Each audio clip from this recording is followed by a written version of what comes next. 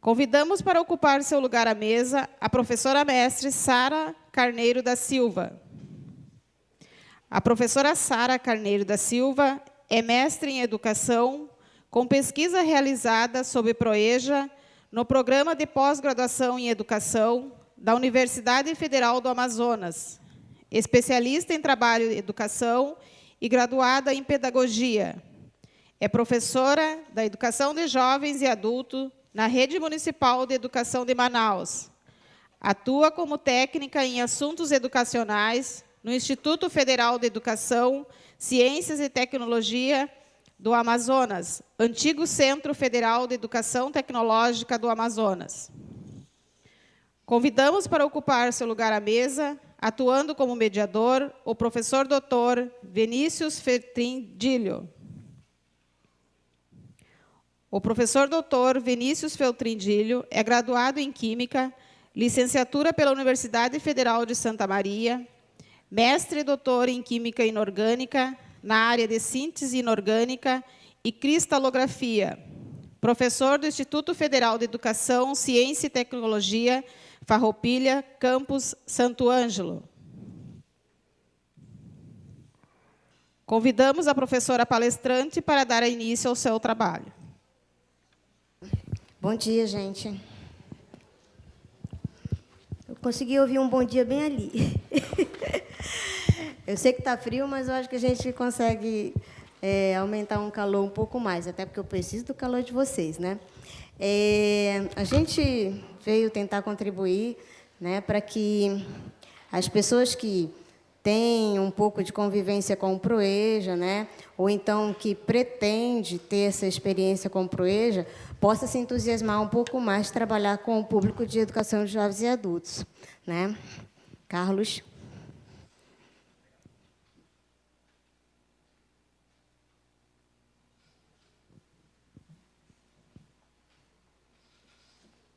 Eu gostaria de estar aí embaixo, mas por problemas de questão da filmagem, né, a gente tem que ficar aqui em cima. Mas se sintam à vontade, por exemplo, como acabou ficando só eu na mesa, a professora Aparecida não veio, né, até, por exemplo, não precisa esperar o momento final para poder fazer alguma interlocução. Se precisar, eu prefiro que vocês levantem a mão e a gente possa interagir durante a palestra, tá? Eu não sou acostumada muito em dar palestra, por isso que eu gosto de trabalhar com o público aí embaixo, porque para a gente interagir durante a palestra. Já, Carlos? Ai, Carlos.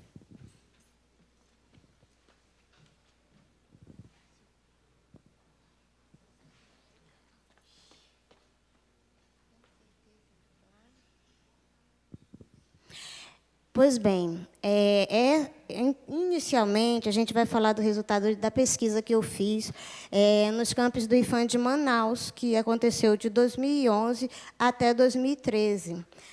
Em Manaus, a gente tem 3 campos, né? Campus Manaus Centro, que era a antiga Escola Técnica Federal, né, de Manaus. Depois, nós temos o campus Manaus Zona Leste, que era a agrotécnica. E nós temos o campus Manaus Distrito Industrial, que era uma UNED, antes de 2008, quando se tornou IFAM. Então, a partir da criação da lei dos institutos, né, nós tivemos a junção dessas escolas que acabaram se tornando campus, né? E, em 2006, antes de começar isso, eu pergunto, quem é que trabalha com o Proeja? Vocês foram criados quando aqui? Vinícius. Nossa história inicia em 2008 para 2009. O Proeja é mais antigo, né? O Proeja começou em 2005, né?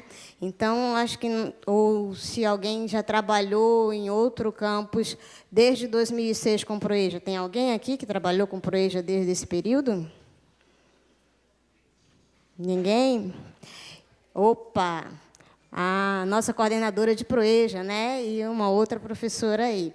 Então, tem alguém que acompanha o Proeja há mais tempo, então vai entender mais ou menos aqui esse histórico que eu vou fazer, que é importante para poder entender o momento atual do PROEJA, né, em 2015. Então, nós começamos em 2005 o PROEJA, trabalhando o programa ainda com foco só no ensino médio, né? A integração do ensino profissional, da educação profissional, acontecia apenas com o ensino médio. Após discussões que isto aí foi gerado a partir de reivindicações da sociedade, dos profissionais que trabalhavam com a educação de jovens e adultos, né, em 2006 veio uma ampliação, passando essa integração a ser com a educação básica, não ficando restrita apenas ao ensino médio. E muita gente não entende, justamente, quando trabalha com PROEJA, qual foi a diferença entre 2005 e 2006. Ou seja, quando passa para 2006, o trabalho do PROEJA começa desde o ensino fundamental, com o PROEJA FIC, né, que acontece com os cursos de qualificação básica, passa pelo PROEJA médio, em educação a nível médio, e depois, ainda, ele pode continuar tendo ainda uma ampliação que é para o PROEJA indígena, né? Não sei se aqui alguém já teve acesso a esses 3 documentos que tem. O PROEJA da educação indígena, né, voltado para atender desde o fundamental até o médio também, levando em conta as particularidades do público da educação indígena, né?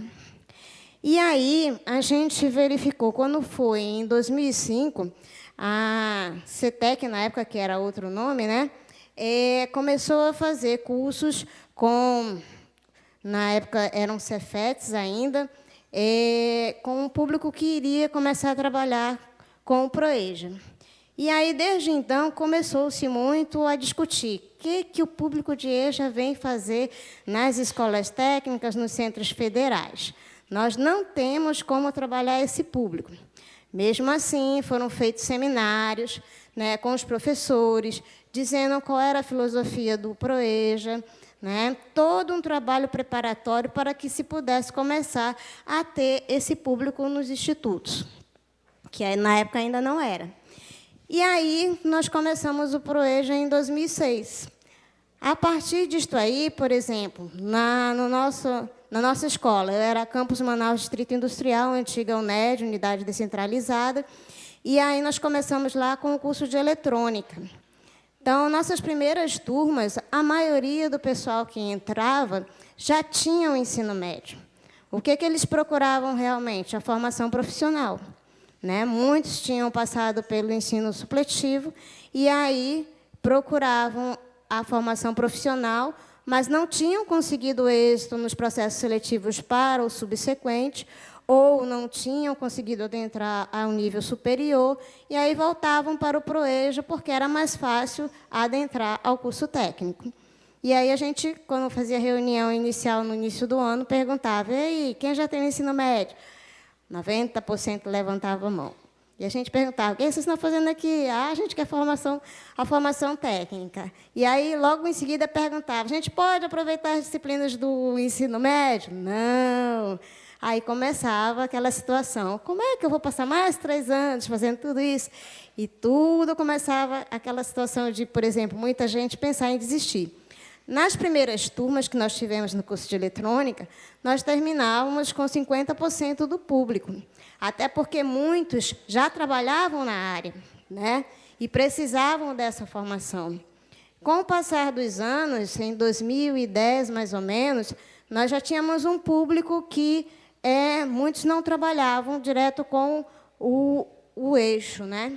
E aí começou a ter uma desistência maior. Nós começamos a ter turmas terminando com 5 alunos. Hoje, atualmente, nós estamos trabalhando com logística, né, na área de gestão e negócios. E também continuamos a ter problemas com a questão da evasão. E aí a gente continua também se perguntando. Por exemplo, eu que acompanho desde 2006 o PROEJA lá, uma coisa que a gente já falava em 2006, que seria importante, era não haver o processo seletivo, né, na forma como acontecia. Até estamos em 2015, até 2013, o processo seletivo era através de prova, né, matemática e português. E a gente sabe que tem uma grande dificuldade para esse público ter bons rendimentos com relação a isso. E, muitas vezes, a gente pegava realmente um número de alunos que, às vezes, nem tinha interesse no curso, né, buscava a formação profissional, mas não conhecia bem e adentrava, né, e tampouco também, às vezes, tinha um rendimento que os professores considerassem satisfatório para poder acompanhar o curso. E aí, a partir de 2014, começou-se a fazer a seleção por meio da análise de histórico. Mas uma reivindicação antiga minha, qual é? E que esse ano a gente até participou de uma reunião em Brasília e colocamos mais uma vez, que era que a demanda que fosse para o PROEJA viesse realmente do público de EJA. E qual é a forma de poder acontecer isso? Através de convênio com o Estado e o município, né?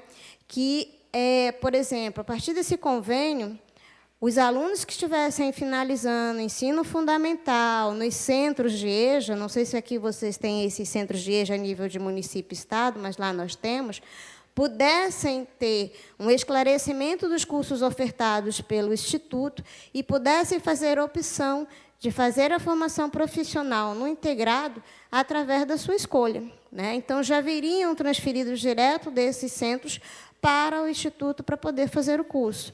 Desde que tivesse todo um trabalho preparatório, realmente, de poder dizer o que era a finalidade de determinado curso, qual era o interesse de se fazer aquele curso, para onde se iria trabalhar, para que realmente o aluno adentrasse ao curso, né, com o interesse de fazer o curso, e não de buscar ainda descobrir o curso.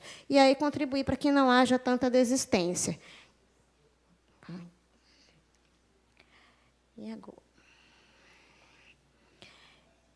Vamos lá. Então, o principal foco do PROEJA é trabalhar currículo integrado, que acaba sendo uma característica do Instituto, né, dos institutos federais, que também acontece no regular. E que também não é fácil trabalhar, gente, o integrado regular, né? A gente sabe que, mesmo sendo com alunos com uma qualidade melhor, ainda é um desafio muito grande se trabalhar currículo integrado. Por quê? Porque o que se busca com o currículo integrado? É fazer realmente uma formação integral, onde disciplinas da área técnica e disciplinas da formação básica consigam ter um foco de formação integral, né? O que ainda é muito difícil na área técnica nós termos essa preocupação. Me desculpe, professores da área técnica, não sei se tu atua como da área técnica, né? Mas a gente ainda vê muito o foco dos professores da área técnica querendo trabalhar exclusivamente visando o mercado de trabalho, né?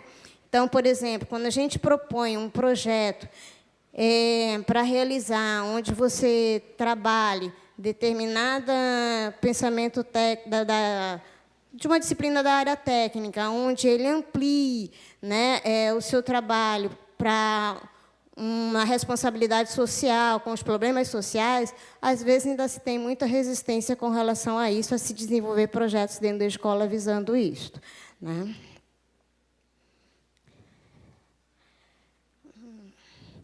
Então, nesse trabalho que eu desenvolvi, né, de pesquisa, um dos objetivos que eu tive, que não foi restrito à questão docente, né, era justamente verificar as implicações do docente quanto à inclusão da modalidade de educação de jovens e adultos, né? E aí o principal questionamento era esse: qual a visão dos docentes partícipes do PROEJA, dos campos, em relação à implementação, não mais à implantação, né? Aí o currículo integrado, proposto no programa, busca proporcionar uma formação articulada a um projeto coletivo de emancipação humana. Então, por exemplo, uma das reclamações que os professores costumam ter com relação ao público de EJA é que, normalmente, eles se tratam como coitadinhos, né? E aí, às vezes, os professores reclamam: mas eu não quero saber de aluno que se faz de coitadinho. Mas isso já é justamente uma cultura histórica, que tanto nós vemos o público de EJA como um público menor, como público de pouca formação e que não têm a capacidade de se desenvolver plenamente, como os alunos também acabaram, muitas vezes, absorvendo esta visão e chegam, às vezes, nas escolas querendo que a gente os trate como coitadinhos.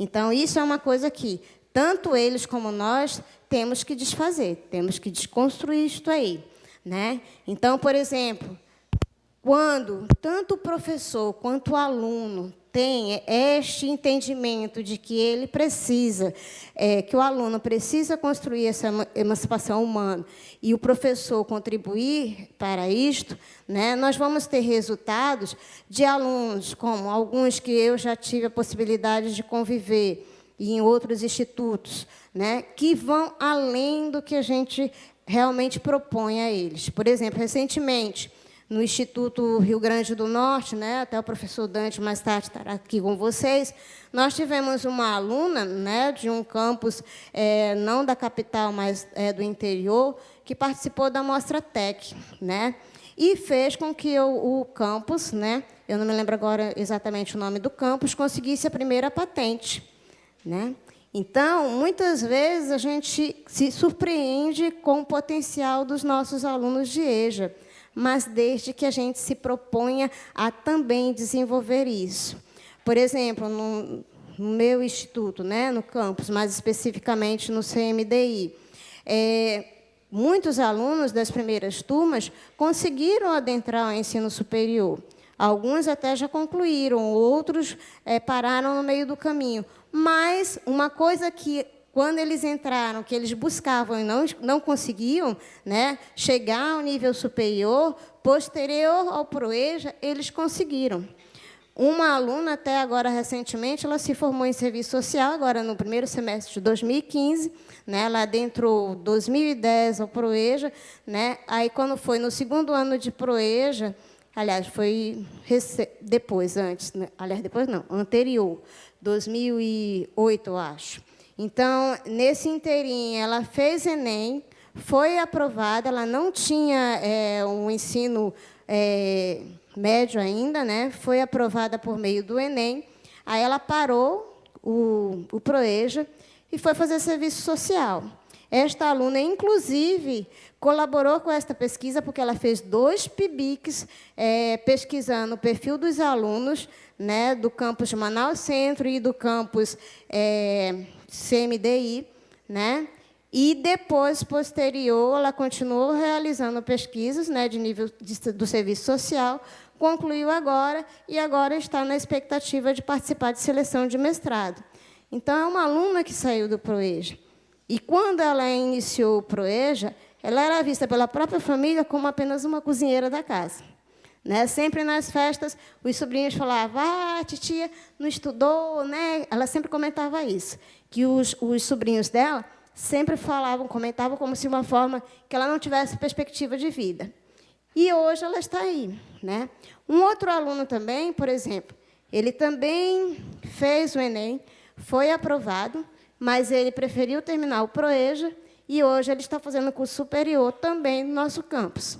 Então, são experiências várias que nós temos, que nós podemos perceber que qualquer programa que nós ofertamos, ele vai ter tanto alunos que vão se beneficiar positivamente, como a gente também vai ter os dados negativos.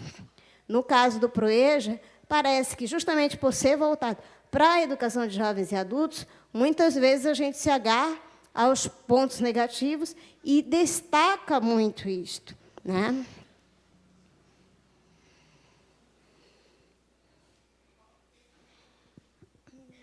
E aí a gente vem trazendo algumas reflexões de alguns autores que são fundamentais para que a gente busque fazer o trabalho do currículo integrado. Então, por exemplo, Sacristã, né? O currículo concebido como um projeto de cultura comuns aos membros de uma determinada comunidade. Então, uma coisa que seria muito importante no público de EJA, né, qualquer público é importante esse procedimento, mas no público de EJA, mais ainda, é a gente ter a preocupação de conhecer o alunado que a gente recebe. A cada turma, realmente, você procurar fazer um diagnóstico da turma, criar o perfil daquela turma e, a partir da criação desse perfil, você buscar desenvolver um projeto da sua disciplina para ser desenvolvido. No caso aqui, vocês trabalham anual, né? Nós trabalhamos semestral, o curso ProEja. Então, para a gente, seria um trabalho semestral, para vocês, seria um trabalho seriado anual.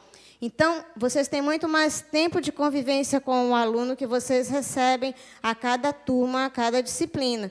Então, isto para vocês é muito mais essencial, por vista desse tempo que vocês passam com o aluno, né? De procurar construir esse perfil da turma e poder conhecer cada potencial de cada aluno que vocês vão conviver durante um ano, né? Santo Tomé, o currículo é visto sob o ponto de vista da globalização, interdisciplinaridade e sociedade global.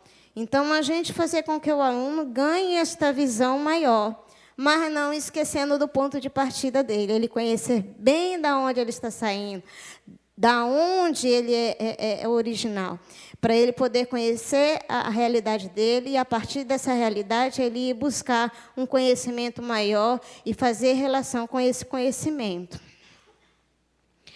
Hernandes, né? O currículo acontece na sala de aula, a qual deve ser um espaço de intercâmbios simbólicos, estabelecendo construções sociais, valores que o professor promove ou exclui através da transdisciplinaridade, estabelece ainda mais as relações de poder vinculadas na organização da escola.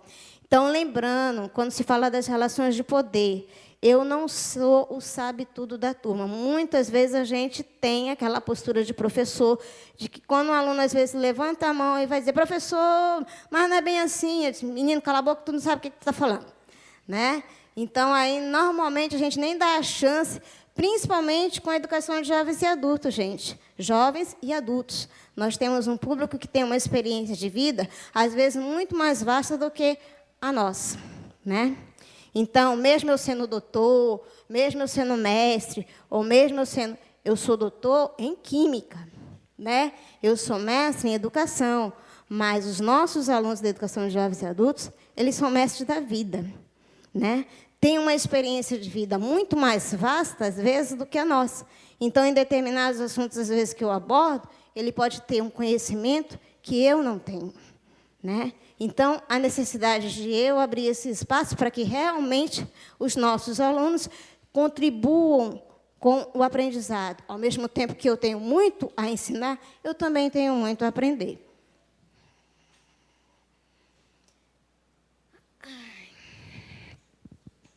Quenze, acho que vocês conhecem muito bem, né?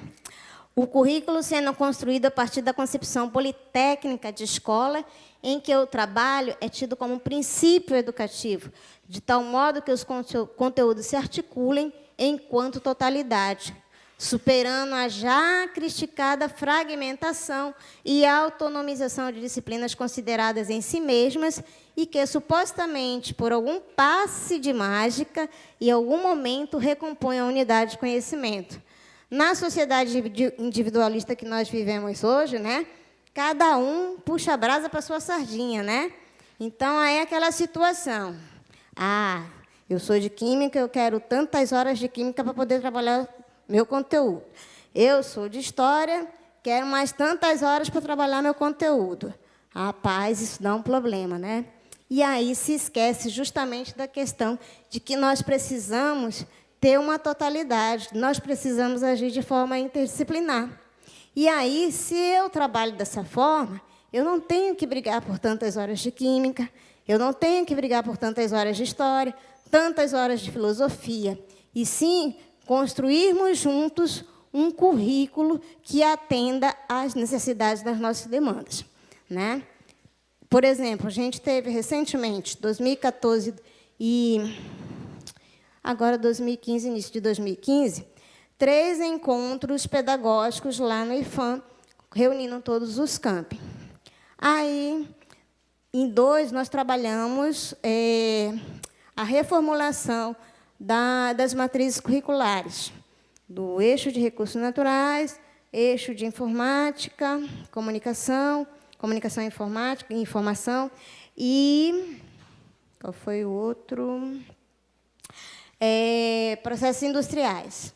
E aí, aquela situação, quando chega na formação básica, né, onde nós temos uma demanda maior de disciplinas, foi uma briga para se ajustar à distribuição da carga horária das disciplinas da educação básica, da formação geral, né? Cada um queria mais horas. Não, porque português tem que estar presente em todos. Não, porque educação física tem que estar presente em todos.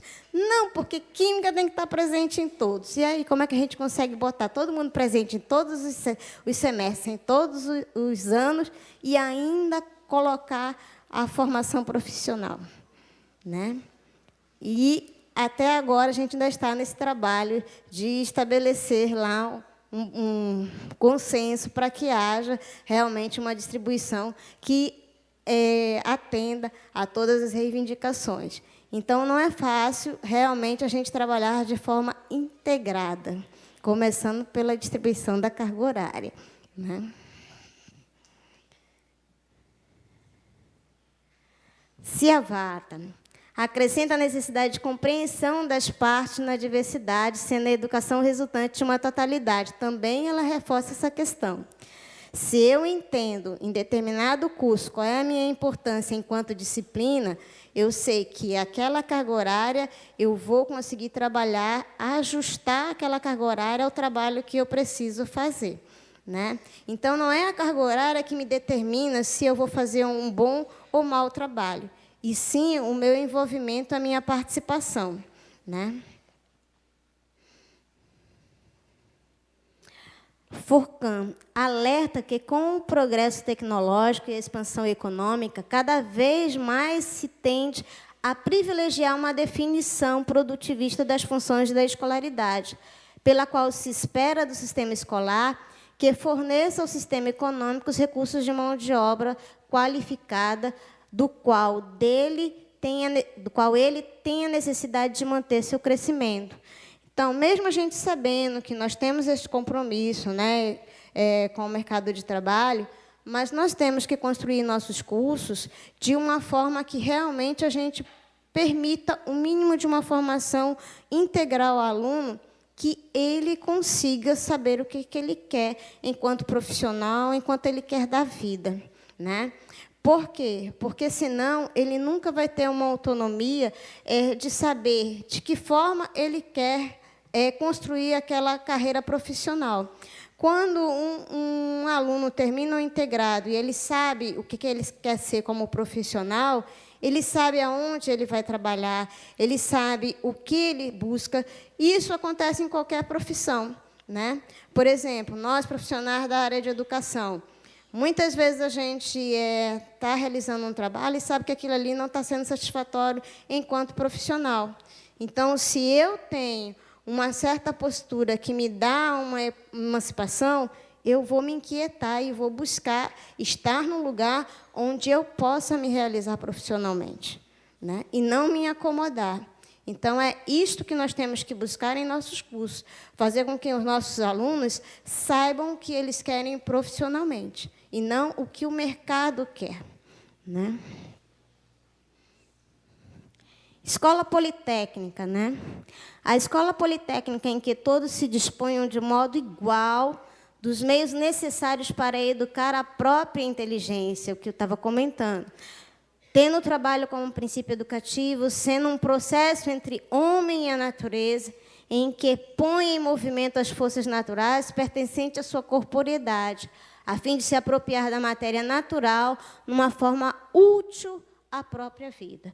Ou seja, tudo que nós conseguimos através do conhecimento, nós temos que buscar realmente para o nosso bem-estar, né? Fazer com que essa aprendizagem que a gente adquire a cada etapa da vida, a gente consiga transformar para o nosso bem-estar. Mas não um bem-estar individual, né?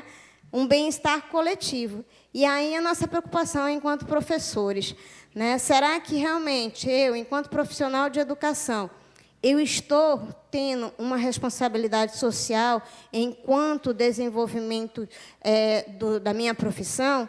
Ou, por exemplo, como às vezes lá no IFAM a gente ouve muito, alguns recentes de concurso, né?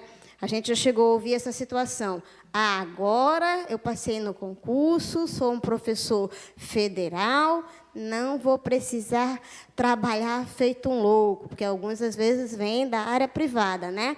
Por exemplo, quando um professor é da área privada, não sei se alguns aqui trabalham na rede pública e no federal. Tem alguém aqui que trabalha na rede pública e no federal? Levanta a mão aí se tem alguém. Ninguém atualmente trabalha na rede pública e na rede privada, aliás? Todo mundo é da rede pública só? Mas trabalhou na rede privada. Quem trabalhou na rede privada? Então, por exemplo, na maioria das vezes, quando a gente trabalhou na rede privada, qual era a carga horária que vocês tinham de trabalho em sala de aula? Eu não consegui ouvir, só vi balançar as cabeças aí, dizendo que é mais ou menos o que eu estou pensando. Era cheia, não era? Ninguém respira. Aí, quando chega na rede pública, o camarada, olha, a gente vai, né, convida o professor, estou precisando que o senhor trabalhe aí um pouquinho mais. Pode ser? Ah, não, Sara. Vou não, vai procurar o outro professor que está só com 6 horas. Eu já estou com 12, estou completa com a minha carga horária. E aí, gente, qual é a mudança da rede privada para a rede pública? Qual é, gente? Eu estou trabalhando com a minha responsabilidade social ou eu estou visando apenas o meu bem-estar individual ou o bem-estar coletivo? Né? Então, isto é uma situação até, sem querer comentar, mas o Vinícius estava me colocando numa situação aqui, e aí, até então, eu estava pensando que a situação era de um trabalho terceirizado. Aí ele me disse, não, são profissionais nossos. Eu disse, agora eu entendi. Então, muitas vezes a gente tem essa postura. Enquanto eu estou sendo cobrado, eu estou sendo atormentado de que, se eu não render a tal ponto, eu perco o meu emprego, automaticamente eu faço o trabalho até o máximo. Mas, quando parece que eu tenho um relaxamento disso e eu posso dizer se eu vou fazer ou não, eu me excluo da minha responsabilidade, que eu poderia estar contribuindo bem mais. Então, eu deixo essa reflexão aí para vocês. Escola de EJA. Uma das tarefas essenciais da escola, como centro de produção sistemática de conhecimento, é trabalhar criticamente a inteligibilidade das coisas e dos fatos e a sua comunicabilidade. É preciso mostrar ao educando que o uso ingênuo da curiosidade altera a sua capacidade de achar e obscutulizar a exatidão do achado. É preciso, por outro lado, e, sobretudo, que o educando vá assumindo o papel de sujeito da produção de sua inteligência, do mundo e não apenas do recebedor da que lhe seja transferida pelo professor. Então, nós, enquanto educadores, temos papel fundamental nesta mudança de comportamento, né? E aí a gente vem para alguns resultados da pesquisa, né? O campo da pesquisa, como eu falei, foi nesses 3 campos. Os sujeitos da pesquisa foi um total de 19 docentes, 7 da formação básica e da formação profissional, 12. O instrumento da pesquisa que nós usamos foi a aplicação do questionário, mas, como eu sendo servidora da casa, né, a gente também, de uma certa forma, teve a observação participante. E, por exemplo, esses questionários, todos que foram aplicados, porque, como eu falei inicialmente, a pesquisa não foi restrita apenas à parte docente, sempre eu tinha a parte objetiva e a parte onde cada um podia escrever alguma coisa comentando. Então, nós tivemos tanto respostas objetivas como respostas subjetivas no questionário, e que foi muito proveitoso. Então, 76,5% de docentes do sexo masculino, né? 26,3% de docentes com experiência em EJA anterior ao ProEJA. Então, aí a gente observa que, com relação à experiência, nós tínhamos poucos professores que tiveram uma experiência ou oriunda do Estado ou oriunda do município. E quanto à questão do masculino, né, a gente colocou aqui uma reflexão quanto à questão da sensibilidade, né? Não querendo generalizar, mas ainda a gente sabe que as mulheres ainda são um pouco mais sensíveis na área de educação, até porque, culturalmente, nós também somos resultados de uma formação pedagógica, né? Por exemplo, hoje os homens estão aderindo um pouco mais a buscar esta formação pedagógica. Antigamente, não, né? As mulheres faziam magistério, aí depois faziam pedagogia, e depois que terminava a pedagogia, olhavam para a gente e diziam, agora você está pronta para casar. Né? Aí, por quê? Porque agora você já tinha feito todo o curso para ter paciência com os maridos, paciência com os filhos, né? E os homens não precisam aprender a ter paciência, a ter isto, né? É tudo muito ali, sim, não, e acabou-se. Então, aquela situação. Os homens, para serem melhores educadores, também precisam buscar formação pedagógica, né? Para os filhos também, para educar os filhos, né, Carlos? Então, aí aquela situação. Isto faz diferença em sala de aula, principalmente com os professores da área técnica, né? E principalmente para tomar o chimarrão, né? Aprender a tomar com paciência o chimarrão aí. Então, vamos lá. 64,7% oriundo da escola pública, os professores, né? E 41,2% egresso do IFAM. Então, como nós sabemos, né, a área técnica, então, muitos dos nossos professores que trabalharam com o ProEJA lá são oriundos da própria escola técnica. E aí a gente lembra, eu não trouxe aqui o fluxograma, mas no meu trabalho tem um fluxograma que mostra a origem das escolas técnicas, né? Se tem muito preconceito com o público de EJA, mas a história das escolas técnicas começou com as escolas de aprendizes e artífices, né? Onde era justamente para um público que era discriminado na época, né? Então, a história dos institutos começou atendendo a um público também que não era aceito pelas outras escolas na época.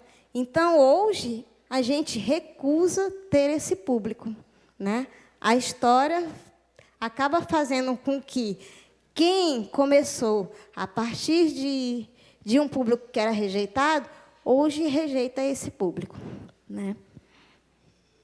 Então, esses índices refletem a existência da preocupação, mesmo que inconsciente, com a defesa da escola pública de qualidade para uma parcela menos favorecida da sociedade.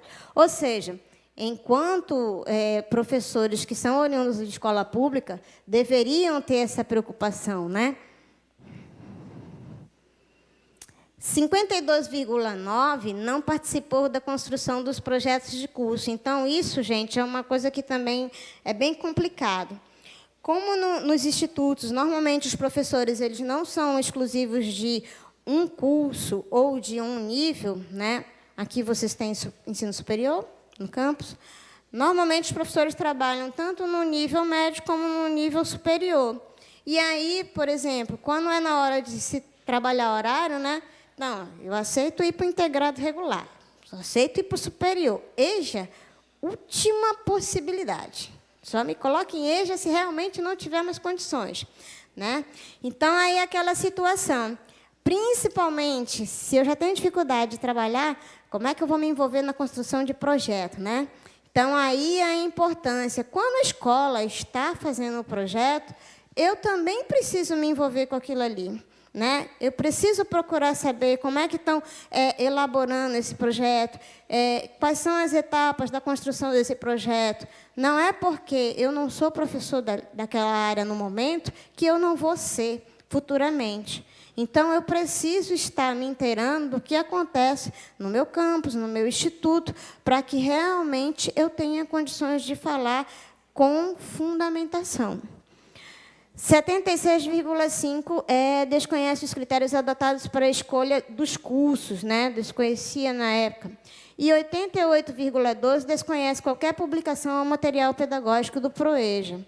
Então, mesmo, por exemplo, na época, quando a gente implantou lá, a gente realizando um seminário, que foi com a participação de todos os professores que estavam na época, né, para poder explicar tudo isso, a gente verifica que a pouca participação que teve foi assim, você está ali, às vezes, como alguns, às vezes, estão aqui no auditório, mas não estão ali atentos aqui. Está sendo trabalhado qual o conteúdo, acaba não se envolvendo. Você está de corpo presente, né? Mas a mente está bem longe em outro lugar. Então, quando a gente precisa desse conhecimento, a gente não obteve, né?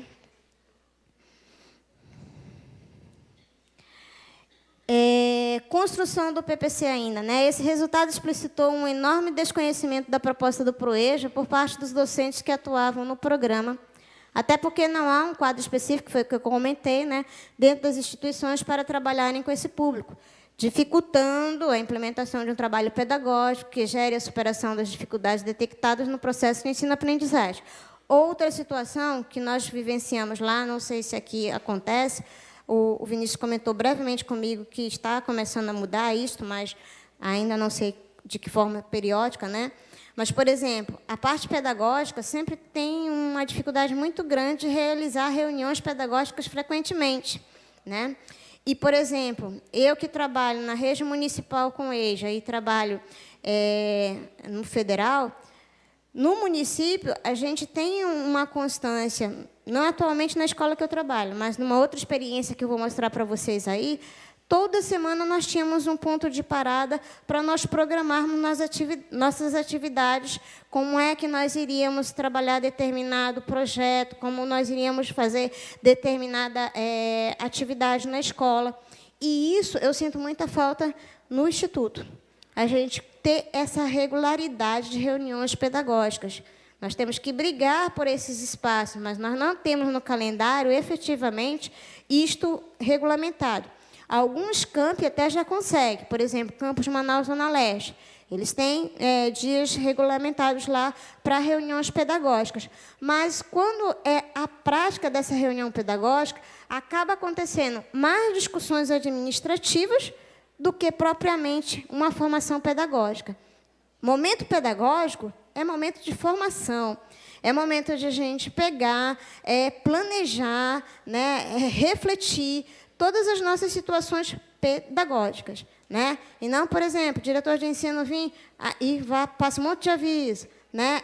Coordenador lá da área técnica vir, passa um monte de aviso. Isto não é reunião pedagógica, né? É uma reunião informativa. Então, a gente precisa realmente priorizar os momentos pedagógicos, né, e trabalhar esses momentos pedagógicos. 35,3 admite não existir compromisso com a integração curricular. E aí nós caímos naquele velho problema, né? Cursos integrados, como isso está acontecendo, como isto vem ocorrendo. Nós estamos conseguindo fazer esses momentos pedagógicos para poder trabalhar essa integração? A inexistência de um planejamento para o desenvolvimento do currículo integrado, da interdisciplinaridade, também a transdisciplinaridade, demonstra que o pouco de integração existente acaba por acontecer de maneira empírica e individual, necessitando ser resgatado o trabalho coletivo para a implementação das ações pedagógicas que viabilizem a educação politécnica. E aqui, por exemplo, nós fizemos a pesquisa quanto aos entraves. Então, os docentes eles listaram ali como os entraves para a implementação do PROEJA. A ausência de esclarecimento quanto à modalidade trabalhada, o tempo de duração do curso, pouca aceitação desse compromisso por parte dos docentes, frequência irregular dos alunos, inexistência de apoio didático, falta de divulgação, baixa autoestima dos alunos, alunos com dificuldades de aprendizado em decorrência de muito tempo fora da escola. Então, esses foram os que foram mais citados.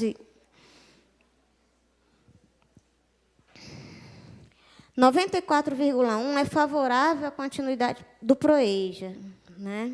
Né? Apesar da maioria dos professores pesquisados dizerem-se favoráveis à continuidade do PROEJA e transformação em política pública, percebe-se um número reduzido de docentes que conhecem a extensa dimensão do programa. Por conseguinte, boa parte desconhece seu público-alvo, transformando sua prática docente em um mecanismo de exclusão e não de inclusão, dificultando a elevação da escolarização desse segmento. E aí a gente lembra da situação. O PROEJA, ele é um programa de educação de jovens adultos. Ele não é uma política pública, ele é uma política de governo, né? E uma coisa que, às vezes, me incomoda é as pessoas falarem assim, mas a gente precisa consolidar o PROEJA. Consolidar, basicamente, é uma palavra que diz que aquilo ali tem que continuar permanentemente. E EJA, né, a gente gostaria que isso não acontecesse no Brasil, mas o sistema de educação acaba ainda excluindo este público de educação de jovens adultos das escolas, e a gente continua criando esta demanda na sociedade e acaba fazendo com que isso continue sendo uma permanência, né? Mas isso não deveria existir, porque a gente deveria ter os nossos alunos lá na educação, ter as creches primeiro, né? Para as mães poderem realmente deixar seus filhos, irem trabalhar, deixar seus filhos, depois a educação infantil, né? E aí, sim, nós garantirmos que os alunos em idade própria pudessem fazer seu ensino fundamental, todo mundo pudesse concluir, não existiria público de EJA. Mas o sistema educativo que nós temos leva para isso. E se a gente continua excluindo esse público das possibilidades atuais, esse ciclo não termina, gente. Mas a minha defesa é que a gente comece a trabalhar agora, né, e consiga fazer com que isto reduza realmente a tal ponto de que passe não mais a existir, né? Este é o nosso desafio. Se nós não queremos mais ter público de EJA, então nós precisamos trabalhar este público existente, para que não continue gerando demanda, né?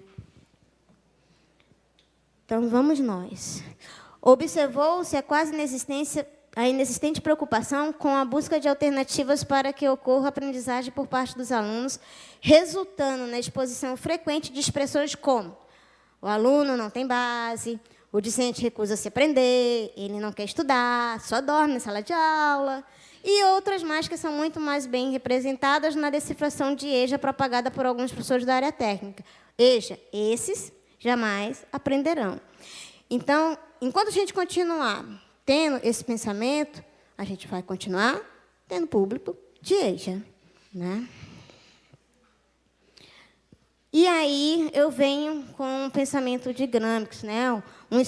Uma parte escrita de Gramsci, que justamente parece que quanto mais formação a gente tem, mais a gente esquece de quem precisa, né? E aí tem o elemento popular sente, mas nem sempre compreende ou sabe. O elemento intelectual sabe, mas nem sempre compreende e muito menos sente. Os dois extremos são, portanto, por um lado, o pedantismo e o filitismo, e, por outro, a paixão cega e o sectarismo. Não que o pedante não possa ser apaixonado, até pelo contrário. O pedantismo apaixonado é tão ridículo e perigoso quanto o sectarismo é a mais desenfreada demagogia. O erro intelectual consiste em acreditar que se possa saber sem compreender, e principalmente sem sentir e estar apaixonado, não só pelo saber em si, mas também pelo objeto do saber. Isto é, em acreditar que o intelectual possa ser um intelectual e não um mero pedante, mesmo quando distinto e destacado do povo-nação. Ou seja, sem sentir paixões elementares do povo, compreendendo-as e, assim, explicando-as e justificando-as em determinada situação histórica. Então, são educadores? Se apaixonem pelo que fazem, para que realmente vocês consigam trabalhar da melhor forma possível os seus alunos, para que realmente eles se tornem profissionais que pensem um pouco mais para a sociedade. Aí eu venho lembrando que, para a gente também se tornar educadores que sejam bastante envolvidos com as questões coletivas, a gente também precisa participar dos momentos coletivos. Então, por exemplo, a nível de EJA, né? Nós temos esse seminário, que esse ano aconteceu o 5º e já está sendo organizado o 6º, né? Formação de educadores de jovens e adultos, que aconteceu de 13 a 15 de maio. Né? E aqui eu estou trazendo algumas orientações, né, que foram colocadas no relatório final. Então, por exemplo, para ver, o PROEJA não surgiu do nada, surgiu justamente resultante dessas reuniões que acontecem a nível nacional, algumas regionais, tudo mais. São reivindicações da sociedade.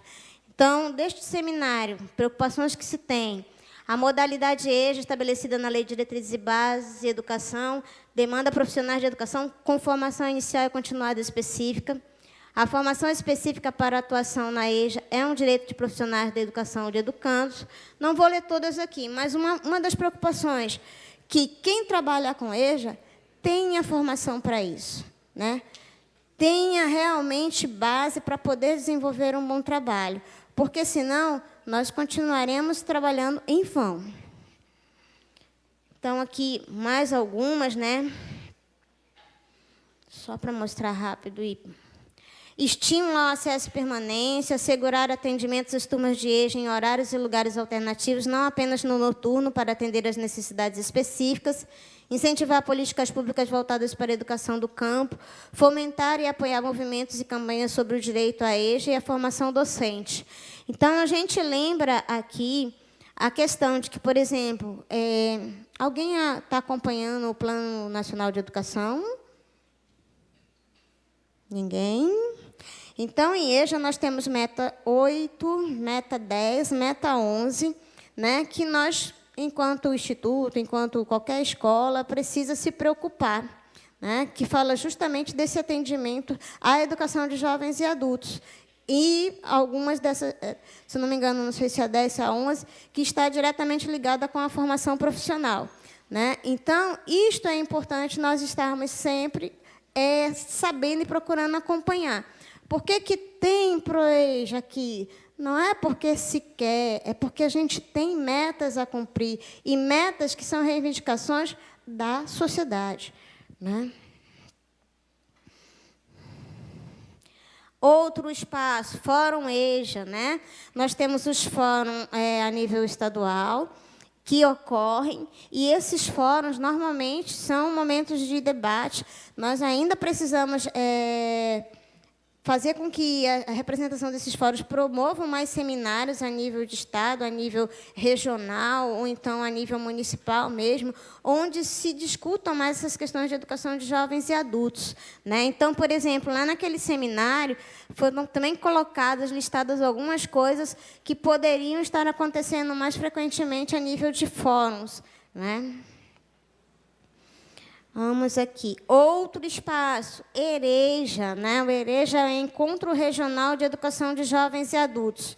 Aí, eu só lembrando uma coisa, não é que, por exemplo, quem trabalha com EJA vai estar em todos nesses encontros, mas acompanhar os relatórios, né? Acompanhar como é que está esse fluxo, fazer com que seu campus mande representação para que haja participação nesses encontros. Não é eu que tenho que ir toda vez, mas o outro colega vai, no outro vai outro.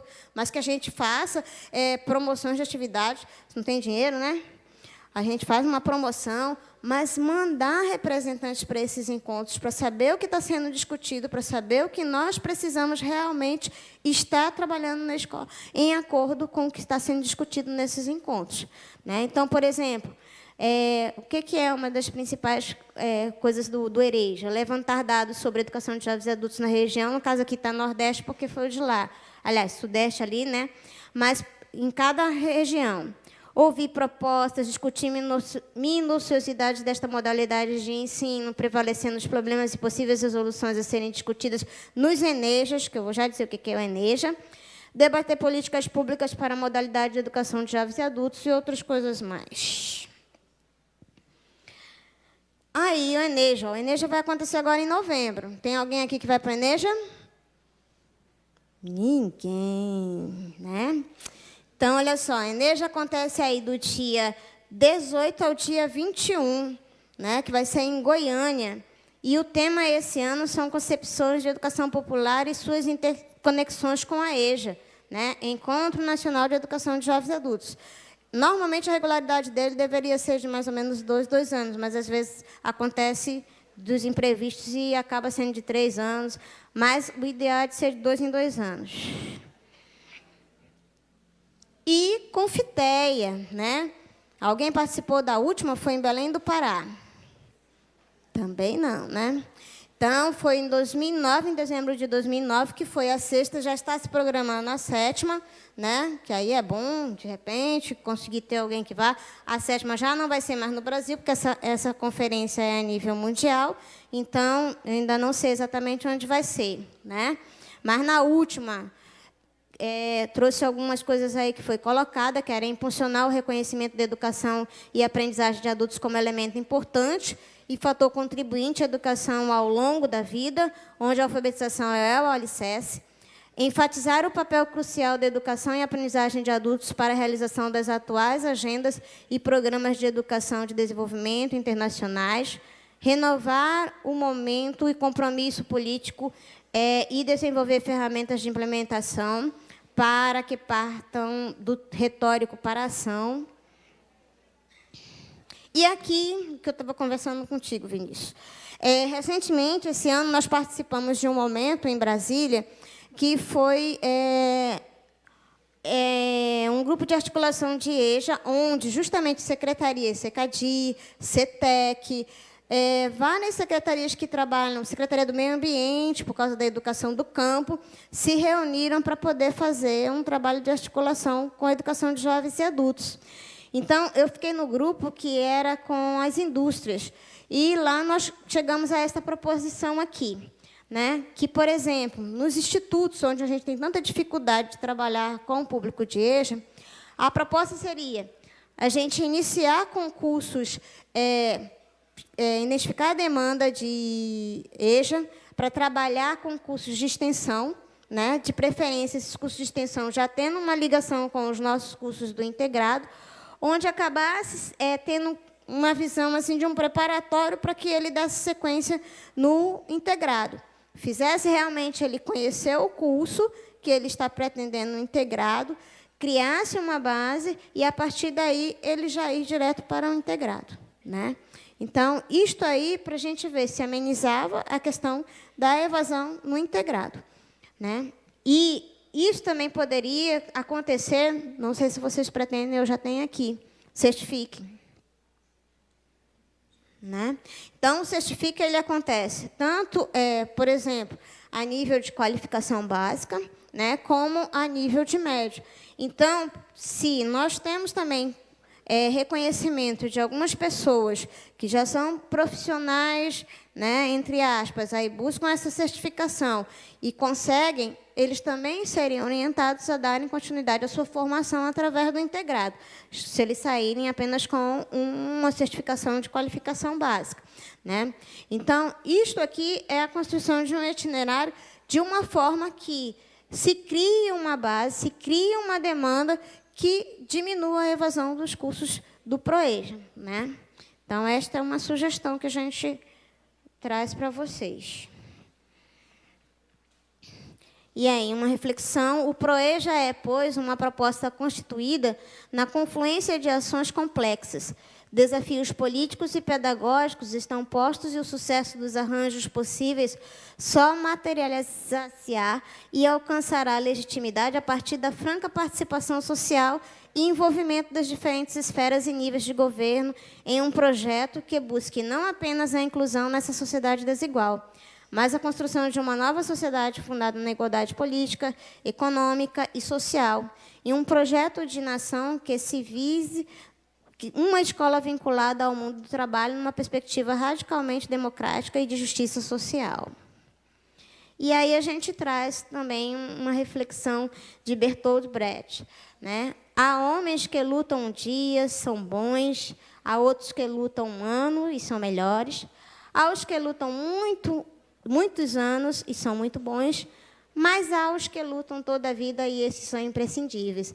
E o que a gente gostaria era que vocês realmente se tornassem pessoas imprescindíveis, né? Que não desistam da luta, estejam persistentemente lutando por uma educação realmente melhor de qualidade. Tá? Então, esse primeiro momento é o que eu gostaria de deixar de mensagem para vocês.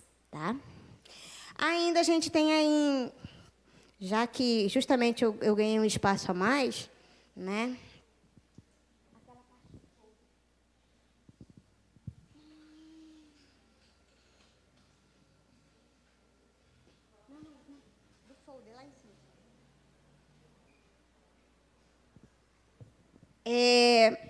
Uma experiência que eu vivi até 2007, né, que eu era pedagoga de um Centro Municipal de Educação de Jovens e Adultos. Então, foi justamente naquele momento que eu estava comentando que toda semana a gente tinha, dia de sexta-feira, um momento de construção das nossas atividades. Só abre, por favor.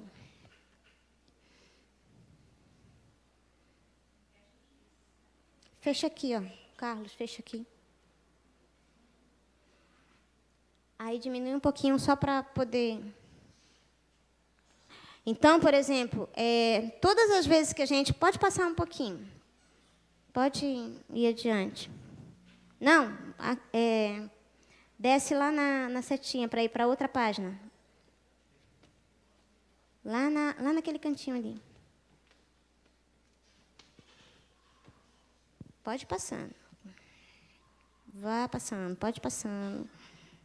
Então, por exemplo, a cada atividade que nós íamos fazer, nós tínhamos esse cuidado de, por exemplo, trabalhar, a gente preparava os folders, tinha objetivo, tinha programação, e isso era entregue para os alunos, né?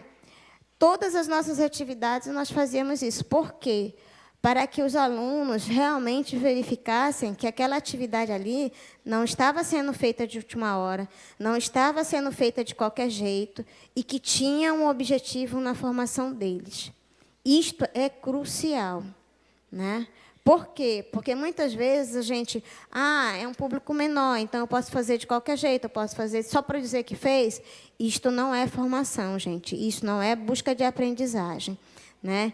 Então, nós temos que ter, em qualquer instância, independente que seja com EJA, mas com EJA se tem que ter esse cuidado maior, né? Nós precisamos realmente organizar a atividade a ponto que o aluno realmente compreenda o que está acontecendo de aprendizagem naquela atividade. Qual é o aprendizado que ele está adquirindo ao realizar aquela atividade. Nem sempre nós temos esse cuidado. Aí, só mostrando aí que a gente vai ver várias atividades aqui. Pode subir, Carlos. Outra coisa, reunião avaliativa. Sempre no final do ano nós fazemos uma reunião avaliativa, onde todos os segmentos da escola participavam. Desde o administrativo, desde a cozinha, né, o pessoal da cozinha, todos participavam nessa reunião avaliativa, né? Tem até um folder aí onde aparece fotos desta reunião. Então, é importante que, por exemplo, a gente faça avaliação, seminários de avaliação, onde todos estejam envolvidos nas situações que nós precisamos avaliar enquanto instituição, enquanto trabalho educativo, trabalho pedagógico. Pode passar, Carlos. Pode subir, só para mostrar aí. Outra, pode, deixa eu ver uma outra orientação. Essa orientação pedagógica aqui nós fazíamos com os alunos, também mostrando toda a situação do curso, como é que eles iriam passar pelo curso, todas as etapas, né? Mostrando horário, tudo. Vai, Carlos. Pode ir, Carlos. Homens e mulheres, trabalhadores dignos. Então, momentos assim que a gente tinha de trabalhar uma atividade, né? A gente aproveitava ao máximo para poder fazer reflexões de como que era a vida deles, o que poderia ser melhor. Então, todas as atividades eram geradas a partir disso. Normalmente, quando a gente chegava no ponto de culminância, que eram esses momentos aqui, a gente já tinha trabalhado um mês ou até mais em sala de aula o assunto que iria gerar como ponto de culminância aqui, né? Até carnaval, por exemplo, a gente fazia o carnaval, né, na semana do carnaval. Mas, quando o carnaval era março, a gente passava o mês de março trabalhando o histórico do carnaval, qual era a origem. E aí, no ponto de culminância, nós tínhamos uma escola com os alunos do ensino regular. Então, nós organizávamos o baile de carnaval em que os alunos da educação de jovens e adultos iriam fazer o baile de carnaval com a escola do lado. Então, da escola do lado vinham os alunos pequenos e eles também traziam os filhos. Então, eles eram responsáveis de organizar o baile para a escola do lado, né? Quando era na Semana da Criança, a gente organizava peças que era para os alunos da escola do lado virem assistir. Então, tinha esse trabalho. Quando era na Semana do Idoso, a gente preparava atividades para poder ir em alguma instituição do idoso, para poder eles também terem esse compromisso. Então, são momentos assim, onde eles aprendem também a devolver. Por exemplo, se nós estamos tendo um trabalho social com eles também têm que ter esse trabalho social com outros, né? Então, a gente procurava sempre ter essa situação. Aí, coloca lá pode tirar esse daí, o dos formandos.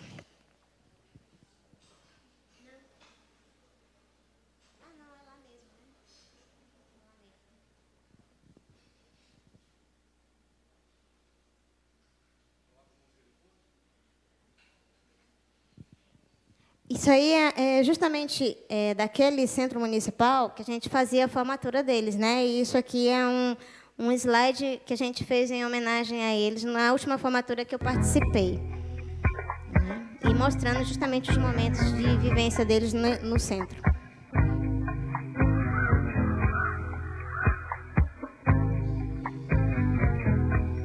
Isso é fila da matrícula, gente. Isso era a matrícula lá para poder eles conseguirem vaga. Passa tudo, sempre passará. Na vida vem em ondas como mar, num mundo infinito.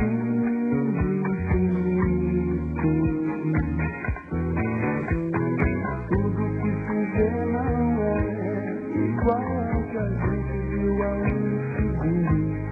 Tudo muda o tempo todo no mundo. Não adianta fugir, nem mentir pra si mesmo agora. Há tanta vida lá fora, aqui dentro sempre, como uma onda no mar, como uma onda no mar, como uma onda no mar, como uma onda. Isso aí eram os jogos, aquele momento lá anterior. De novo do jeito que já foi um dia. Tudo passa, tudo sempre passará. A vida vem em ondas como mar, num infinito.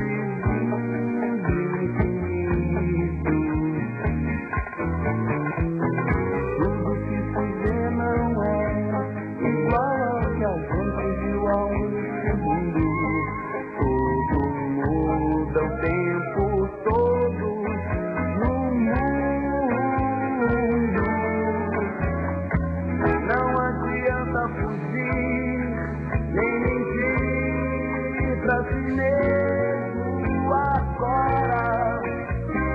Há tanta vida lá fora, aqui dentro sempre, como uma onda no mar, como uma onda no mar, como uma onda no mar, como uma onda no mar, como uma onda no mar, como uma onda no mar, como uma onda no mar.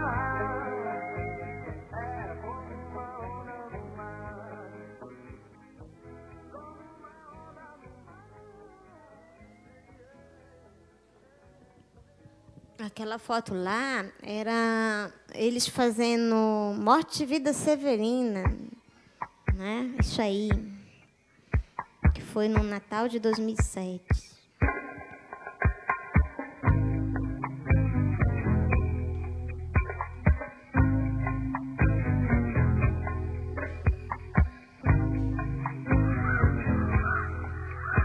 essa é a nossa mensagem, gente. Obrigada pela oportunidade e espero que tenha servido de experiência para vocês. Será de novo do jeito que já foi um dia. Tudo passa, tudo sempre passará.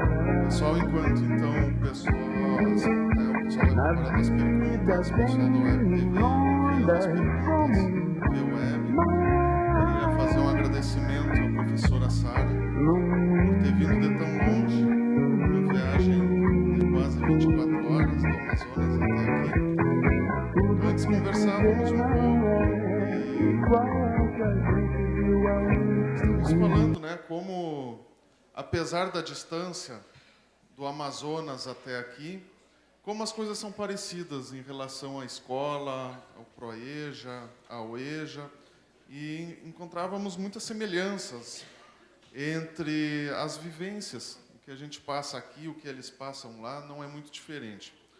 Nós estávamos te aguardando com ansiedade para sabermos um pouco da vivência de vocês lá, o que acontece, e saber das ideias que vocês têm lá, para ver se a gente dá uma melhorada nas nossas, talvez uma troca futura das nossas ideias para vocês. Mas eu acho que foi muito bacana as ideias, Obrigada. a vivência. E acho que a gente quer ouvir mais. Também a gente tem mais uns minutinhos aí, até próximo das 10 horas, para discutir algumas questões. Queria que falasse mais um pouco, que nós estávamos falando ali antes do início, que vocês têm um projeto lá de extensão em que vocês iniciam, vamos dizer assim, a captação dos alunos antes mesmo de iniciar o ProEja. Pois é, a gente está tentando estruturar isso a partir daquele fluxograma que eu mostrei para vocês, né?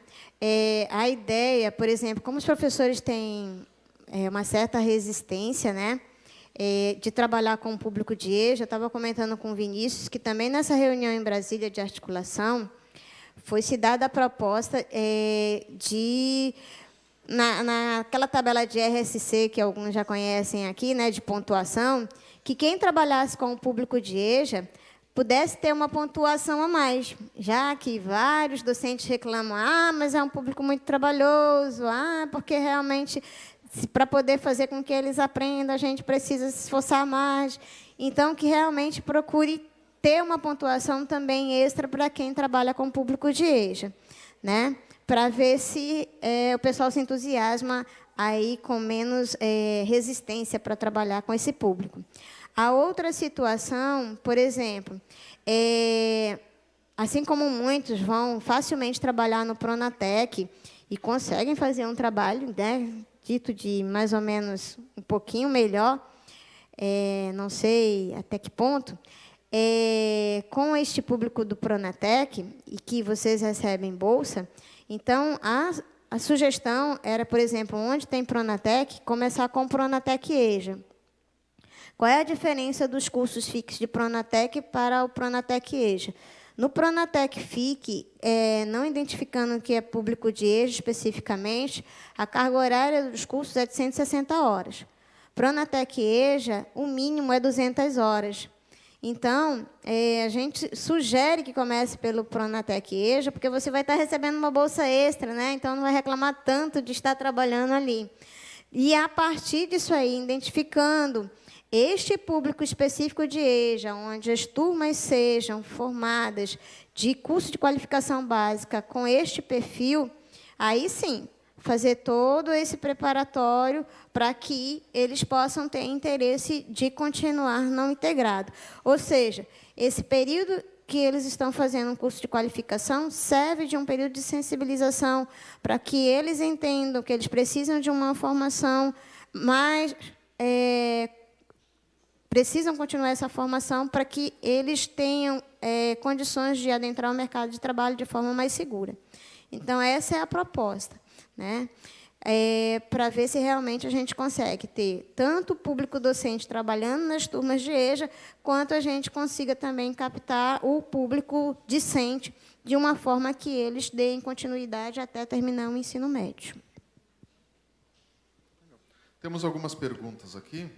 A professora Yara, ou Sara,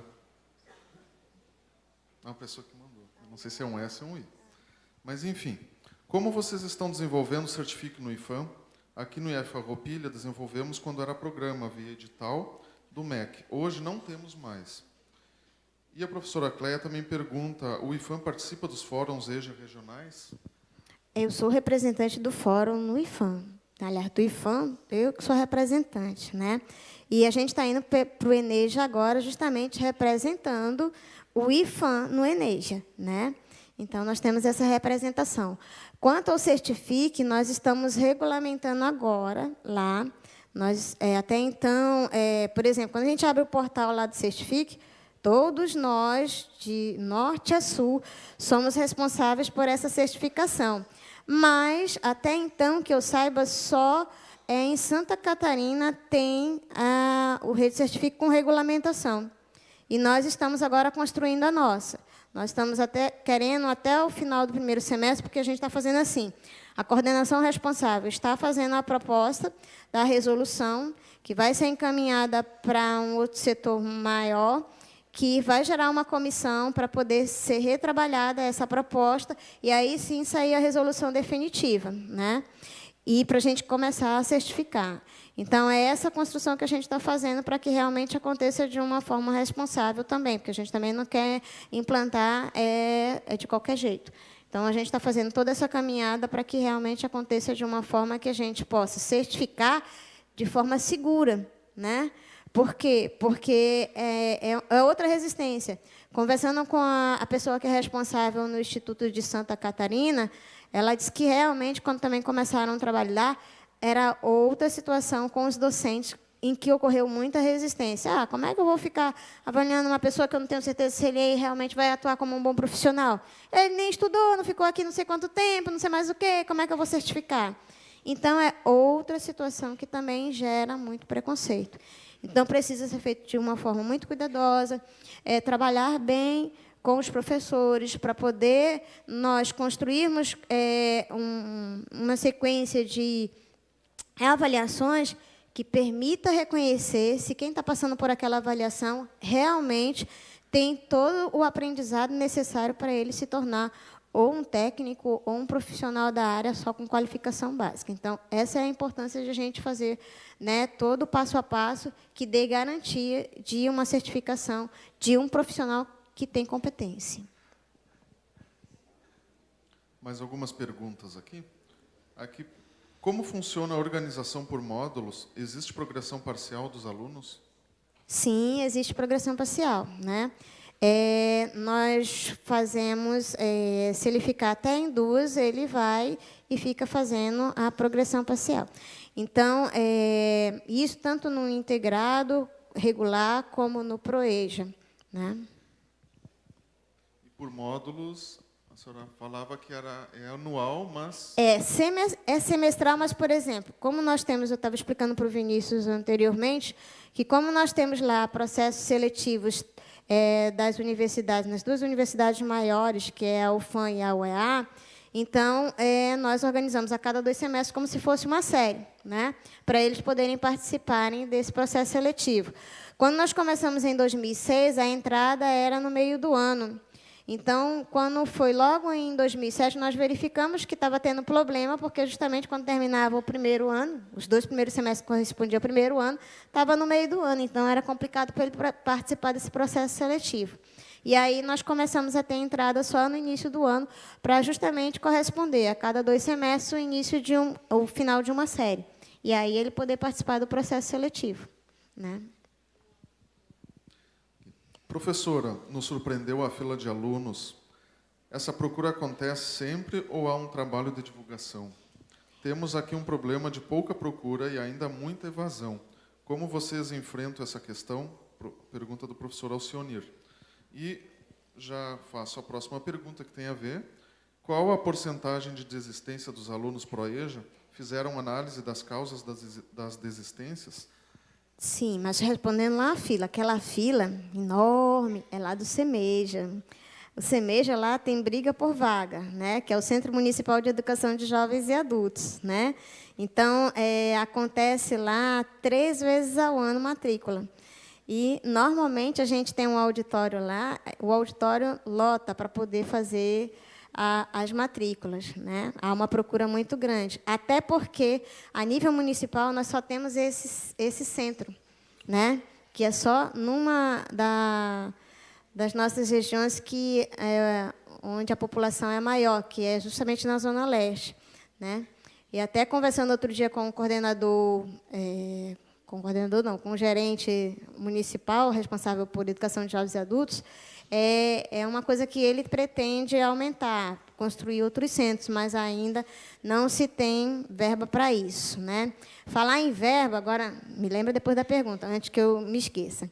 Em 2003, né, esse centro municipal aí, ele foi criado como CAEB, Centro de Atendimento Alternativo à Educação Básica.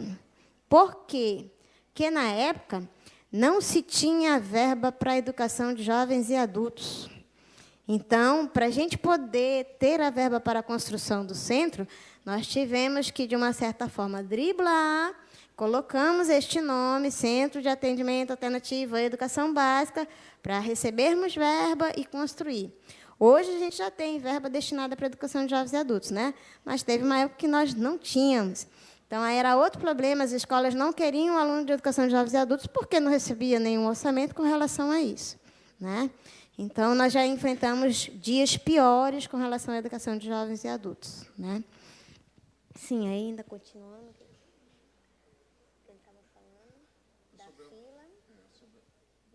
Porcentagem de desistência. Assim, a questão da desistência, né? Eu comentei aí que logo no início a gente tem todo o levantamento das turmas nessa pesquisa aí até 2011, né? Até 2011, aliás, até 2012, a entrada e as saídas. E, em determinado momento da apresentação a gente estava comentando, né? Nas turmas iniciais, mesmo sendo a maioria de pessoas que já tinham o ensino médio, mas muitos estavam trabalhando na área, nós tivemos uma saída bem maior. Hoje, este percentual caiu muito, né?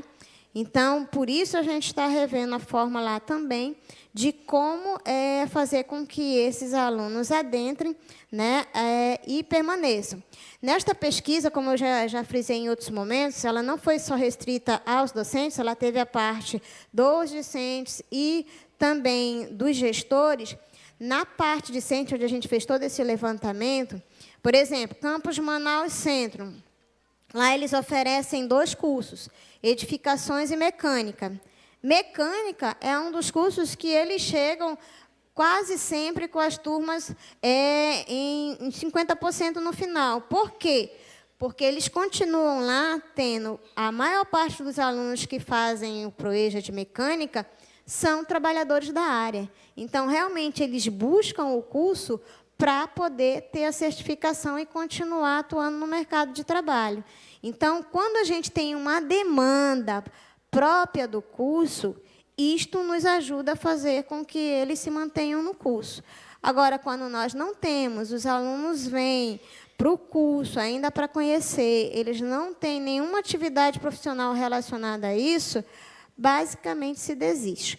Também outra coisa, por exemplo, que foi pesquisada com os discentes, que a gente percebe, mesmo cursos, por exemplo, que tendem para ser um público masculino, que procure, mas, às vezes, entra um percentual de mulheres, quando chega no final, nós percebemos que, no número final, o percentual era maior do público feminino, mesmo sendo lá na entrada o percentual maior de público masculino. E até a gente comenta na pesquisa, né, que as mulheres, às vezes, conseguem superar as dificuldades do dia a dia, porque, como a gente é acostumado, né, tem que trabalhar, tem que cuidar dos filhos, tem que isso, tem que ter aquilo. Então, quando surgem as adversidades, a gente consegue, de uma certa forma, resolver. Os homens, quando eles não têm esse compromisso de buscar essa formação, porque eles já trabalham na área, eles estão lá estudando só para buscar uma formação que eles não têm certeza se é aquilo que eles querem, Então, quando surgem as adversidades, normalmente eles desistem. Então, a gente teve esse percebimento durante as pesquisas com relação aos discentes, né? Mas a questão da evasão é uma coisa realmente que tem sido muito grande nos cursos, quando realmente não tem esse compromisso do aluno em conseguir a certificação para o mercado de trabalho, né, para ele não perder o emprego. E falávamos também antes do início que vocês têm um trabalho em conjunto com o município, desde o FIC até para o aluno entrar no curso do ProEja em seguida, e isso tem diminuído a evasão. A gente está tentando fechar isso agora. Nós vamos ter um seminário do ProEja agora também em novembro, onde nós convidamos tanto o município como o Estado, e aí nós estamos articulando, né? Nós conversamos já baixinho com o município e com o Estado, para que eles tragam, por exemplo, para essa apresentação lá no seminário, a questão das demandas de saída das turmas de EJA, dos centros e das turmas regulares, né? Para que a gente possa buscar este convênio. Porque é uma resistência do Instituto, de uma certa forma, né? Por exemplo, fazer com que os alunos adentrem sem processo seletivo. Isso sempre foi uma resistência. Então, através desse seminário, é isso que a gente está tentando quebrar para poder estabelecer esse convênio. É de interesse do município, né, o pessoal que está à frente agora, de poder, já no ensino fundamental, tentar conseguir fazer o ProEja FIC. Mas também precisa que os dois lados, né, queiram, para realmente a coisa acontecer. E não é fácil também isso ser colocado em prática. Mais uma pergunta aqui.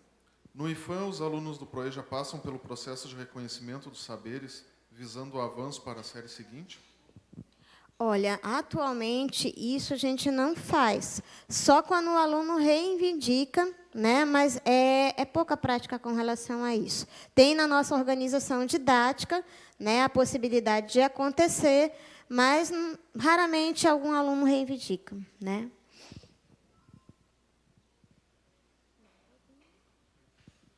Mais alguma pergunta?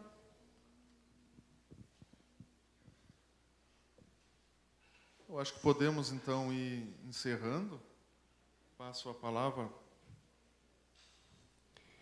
Agradecemos à professora Sara e ao professor Vinícius pelo excelente trabalho realizado e convidamos o professor Vinícius para que faça a entrega de uma lembrança e certificado à palestrante.